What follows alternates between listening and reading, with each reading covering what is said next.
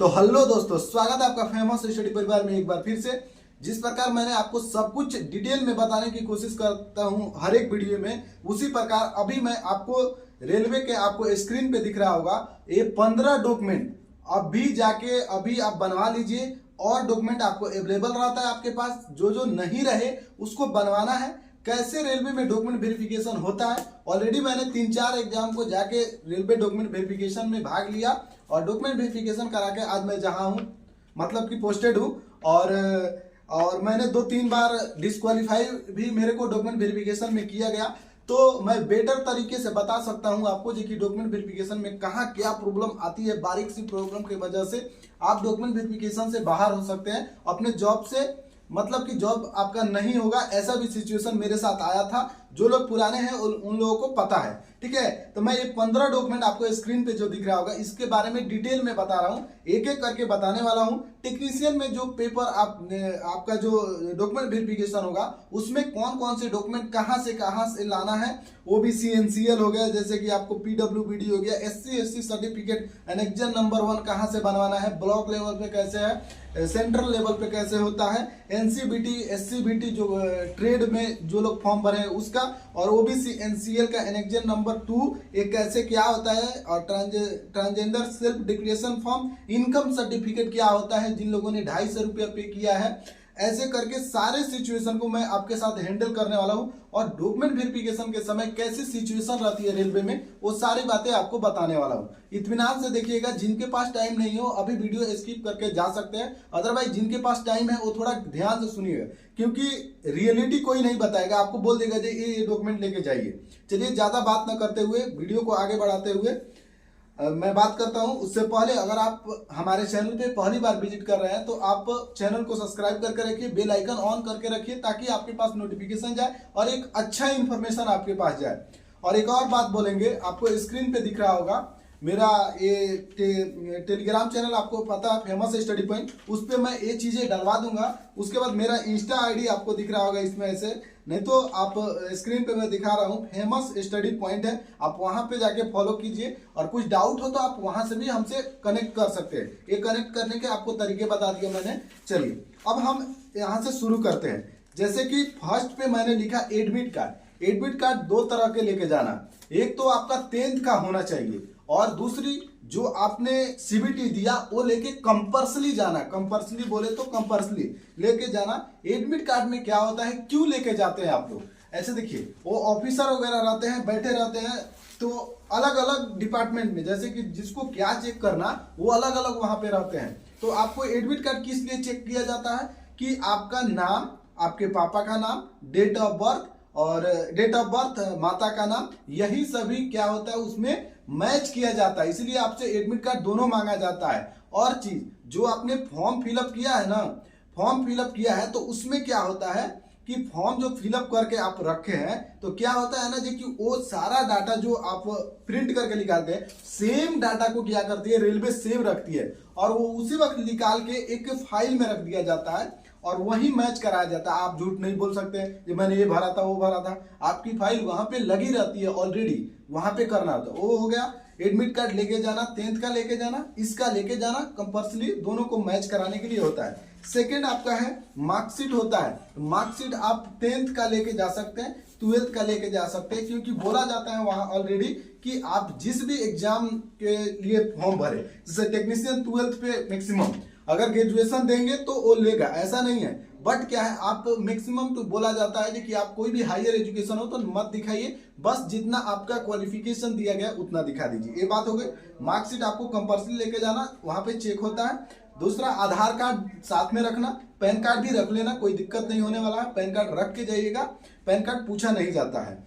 उसके बाद SC/ST certificate annexure number 1 ध्यान दीजिएगा, अभी स्क्रीन पे मैं लगवा दे रहा हूं, यही वो सर्टिफिकेट है जो एनेक्जर नंबर 1 कहलाता है। इसको ऑफलाइन भी बनवा सकते हैं आप, ऑनलाइन। देखिए रेलवे ऑफलाइन लेके जाते हैं ना, ज्यादा बेटर रहेगा, उठा के वो ऑनलाइन भी बनवा लीजिएगा एक एप्लीकेशन। अभी से देखिए मैं क्यों बता रहा हूं आपको कि अभी से करके सब कुछ कंप्लीट रखिए, नहीं तो बहुत सारी प्रॉब्लम होती है उस वक्त नहीं बन पाना, क्या होता क्या नहीं। एक बार डीबी में से आप हटे ना तो फिर आपको डायरेक्शन चेंज होता है और वो लोग बाद में लास्ट में रखते हैं आपका नंबर, ये सारी चीजें होती है प्रॉब्लम। तो आप ST/SC सर्टिफिकेट एनेक्जर नंबर 1 जो अभी आपको दिख रहा होगा, उसको क्या कीजिएगा, पहले बनाने का तरीका बता दे रहा हूँ। ओबीसी वाले थोड़ा सब्र रखो, तुमको बता देंगे, ठीक है। तो फर्स्ट ऑफ ऑल आप जैसे जाति, आय, निवास ऐसे आप ऑनलाइन करते हैं तो ऑनलाइन करिएगा तो 10 दिन में आता है। लेकिन क्या कीजिएगा, आप जाइएगा, रिक्वेस्ट कीजिएगा या एक एप्लीकेशन लिखिए सिंपल, तीनों का जो रिसीविंग होता है उसको लगाइए और जाके वहाँ पे सर्किल ऑफिसर रहते हैं उनसे बात कीजिए और वो कर देंगे पक्का आपको। और वो करने के बाद जब दे दीजिएगा तो 2 दिन में आ जाएगा। अदरवाइज आप आजकल जमाना है, दे दीजिएगा कुछ तो वो कर देगा, ठीक है, 2 दिन में करके दे देगा, ठीक है। उसके बाद उस ऑफलाइन पेपर को क्या करना है, भरना है, आपको कंप्लीटली भरना है। यहाँ पे नेम होता है, कास्ट होता है, सब कास्ट होता है, एड्रेस होता है, मोबाइल नंबर होता है वगैरह, भर लीजिए। ये तीनों का डॉक्यूमेंट 2 कॉपी मतलब फोटो कॉपी, जो कास्ट सर्टिफिकेट है, आय, जाति, निवास, तीनों को नीचे लगाए। एक एप्लीकेशन लिखिए, मेरा सिलेक्शन टेक्नीशियन ग्रेड 3 में रेलवे में हो गया है और मुझे डॉक्यूमेंट वेरिफिकेशन के लिए कास्ट सर्टिफिकेट, सेंट्रल लेवल का कास्ट सर्टिफिकेट की आवश्यकता है। अतः श्रीमान से निवेदन है कि आप मेरा कास्ट सर्टिफिकेट इशू करने की कृपा प्रदान करें, ऐसे लिख के हमें लिख सकते हैं। जो भी होता है एक एप्लीकेशन लिख दीजिएगा। वो लोग क्या कर देंगे, सर्किल ऑफिसर आएंगे और रजिस्टर्ड मेंटेन करना बहुत कंपल्सरी है, क्योंकि वो बाद में वेरिफिकेशन होता है तो देखा जाता है। तो जब आप देंगे उसको तो उसको पक्का कुछ दे होके रजिस्टर मेंटेन करा के बोलिएगा थोड़ा जल्दी कर दो, वो जल्दी कर दे। अदरवाइज अगर किसी ब्लॉक में कोई नहीं सुनता है तो सीधा सर्किल ऑफिसर के पास जाइए, वो 100% करके देगा 1 दिन में। उसका काम ही है वो करना, ये 1 दिन में आपको करके देता, वो दे देगा। फिर वहां से जो मोहर लगता है, जो अभी दिख रहा है आपका एनेक्जर नंबर 1 ST/SC का, इसी तरह सेम प्रोसेस रहता है और उस पे जो मोहर लगता है वही चीज लेके जाइए अनुमंडल में। अनुमंडल में जाइए, फिर से एप्लीकेशन लिखिए और एक डॉक्यूमेंट एक्स्ट्रा लगा दीजिए। क्या, जो आप प्रिंट निकाले है ना टेक्नीशियन वाला, उसको लगा दीजिए या एडमिट कार्ड को ही लगा दीजिए। और अनुमंडल में जो होते हैं रहते हैं उनसे क्या कीजिए, वो लगा दीजिए 1 दिन में। वो भी उसको कुछ दे दीजिएगा तो 1 दिन में, या अदरवाइज नहीं होता है तो सीधा मिलिए STM से, वो पक्का बना के देता है, ठीक है। तो उसको करके उसको दीजिएगा तो वो दे देगा। जब वहां से मिल जाता है तो कोई नो डाउट डिस्ट्रिक्ट लेवल नहीं बनवाने की जरूरत है, आपके पास टाइम है तो बनवा सकते हैं। मैंने भी वैसे ही सेम बनवा के लेके गया था, अनुमंडल लेवल पे हो गया, कोई दिक्कत नहीं था ऑफलाइन में। यही प्रक्रिया ऑनलाइन में जब आप करते हैं तो ऑनलाइन में भी तीनों बनवा लीजिए, फिर तीनों को अप्लाई कीजिए अंचल लेवल पे, सेंट्रल लेवल कास्ट सर्टिफिकेट, फिर वो आ जाएगा तो सीधा अनुमंडल में डालिए। अनुमंडल में 2 दिन में आ जाता है यार, 2 दिन में अनुमंडल में दे देता है। ये सारी प्रक्रिया मैंने बता दिया, आपको समझ में भी आया होगा। तीसरी बात, आगे बढ़ते हैं। उसके बाद है PWD जो कैंडिडेट होते हैं, इनका सर्टिफिकेट होता है। आप लोग सर्टिफिकेट लेके जाए, इसमें कुछ समझाने वाला बात नहीं है। आपका जो भी जितना परसेंट बढ़े है, जो कि मैं कितना परसेंट विकलांगता सिद्ध करता हूं, तो ये उतना लिख के जाना और सर्टिफिकेट लेके जाना पक्का। MCD बोले तो ये होता है माइग्रेशन कुछ करके होता है, जो C की साइज वगैरह होते हैं उसके लिए होता है। CLC और कॉलेज लिविंग सर्टिफिकेट और SLC स्कूल लिविंग सर्टिफिकेट लेके जाना, बट नॉट कंपल्सरी। एक कोई जरूरी नहीं है, कोई भी नहीं मांगता है इसको, ठीक है, बट लेके जाना, अपने पास रखना। उसके बाद कैरेक्टर सर्टिफिकेट कंपल्सरी होता है। ये कैरेक्टर सर्टिफिकेट जो बनवा के लेके जाएगा वही बाद में आपका ज्वाइनिंग होता है ना, उसके कुछ दिन बाद उसी बेस पे आपको घर पे वेरिफिकेशन होता है। ये बात ध्यान रखना। और इसको बनवाने में कुछ नहीं है, सीधा ऑनलाइन कीजिए, उसी को एक कॉपी को लेके जाके थाना में जमा कीजिए और थाना वाले से अपना जो चौकीदार होता है ना, उसको बोलते हैं, जो भी हो, मेरे तरफ चौकीदार ही बोलते हैं, तो उसको क्या करे, उस पर सिग्नेचर करवाइए, डिक्लेरेशन फॉर्म को जाके रख दीजिए थाने में। 2 दिन में आ जाता, वहां पे भी वही सब है, देखे 1 दिन में आ सकता, डाउनलोड कीजिए, रख लीजिए, बात खत्म। उसी कैरेक्टर सर्टिफिकेट का जरूरत बहुत जगह पड़ता है, अभी बनवा लीजिए, ठीक है। जब ज्वाइनिंग होगा ना, फिर इस कैरेक्टर सर्टिफिकेट को नया बनवा लीजिएगा, उस वक्त बनाइएगा। 6 मंथ के करीबन इसका ड्यूरेक्शन होता है, तो उस वक्त बना लीजिएगा। बनवा के एक्स्ट्रा रखना है अपने पास, नहीं होने पर क्या करेंगे, कभी कुछ आपात आ जाए, कुछ आ जाए, तो इसलिए बोल रहा कैरेक्टर सर्टिफिकेट बनवा के रख लीजिएगा, ये बहुत जगह काम आता है, बार बार देखता है सब, ठीक है। मूल प्रमाण पत्र 10th और 12th, मूल प्रमाण जिन लोगों को समझ में आता है समझ लो।